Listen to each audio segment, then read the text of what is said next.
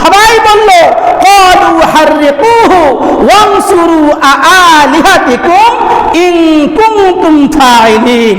তারা বলল তোমাদের উপাস্যদের, তোমাদের এই প্রভু মূর্তি, এই খোদার যদি তোমরা সাহায্য করতে চাও তাহলে তোমরা ইব্রাহিমকে আগুনে নিক্ষেপ করো।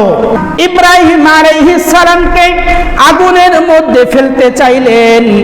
যখন আগুন তৈরি করা হলো, বিশাল অগ্নিকাণ্ড, এত বড় অগ্নিকাণ্ড তৈরি করা হয়েছে যেই আগুনের পাশে দাঁড়ানোর মতো ক্ষমতা কারো হয় না।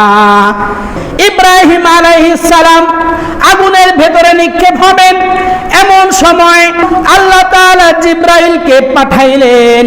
আর জিব্রাইলকে ইব্রাহিম বললেন তোমার দরকার নাই, আমার আল্লাহ আমাকে রহম করবেন। তখন আল্লাহ পাক বললেন কুলনা ইয়া নারু কুনি বারদান ওয়া সালামান আলা ইব্রাহিম। হে আগুন, তুমি আমার ইব্রাহিমের একটা পশম পুরাইতে পারবে না, তুমি আমার ইব্রাহিমের জন্য একটা শান্তির জায়গা হয়ে যাও। ঠান্ডা বলেন নাই, আল্লাহ পাক বলেননি যে হে আগুন তুমি ঠান্ডা হয়ে যাও, যে বেশি ঠান্ডা হয়ে গেলে আবার কষ্ট পাবে। বেশি ঠান্ডা হয়ে গেলে কি মানুষ গরম সহ্য করতে পারে না, এই কারণে যদি কাউকে আপনি ডিপ ফ্রিজের মধ্যে রেখে দেন তাহলে কি শান্তি পাবে না, আরো বেশি কষ্ট পাবে, আরো বেশি কষ্ট পাবে। এই জন্য আল্লাহ বললেন কুলনা ইয়া নারু কুনি বারদান ওয়া সালামান আলা ইব্রাহিম। হে আগুন, তুমি আমার ইব্রাহিমের জন্য শান্তির জায়গা হয়ে যাও।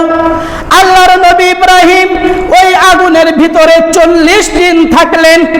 থাকার পরে বের হয়ে তিনি বললেন আমি দুনিয়াতে এক টুকরো জান্নাতে ছিলাম, আর সেটা হলো এই আগুনের ভিতরে। বলেন সুবহানাল্লাহ।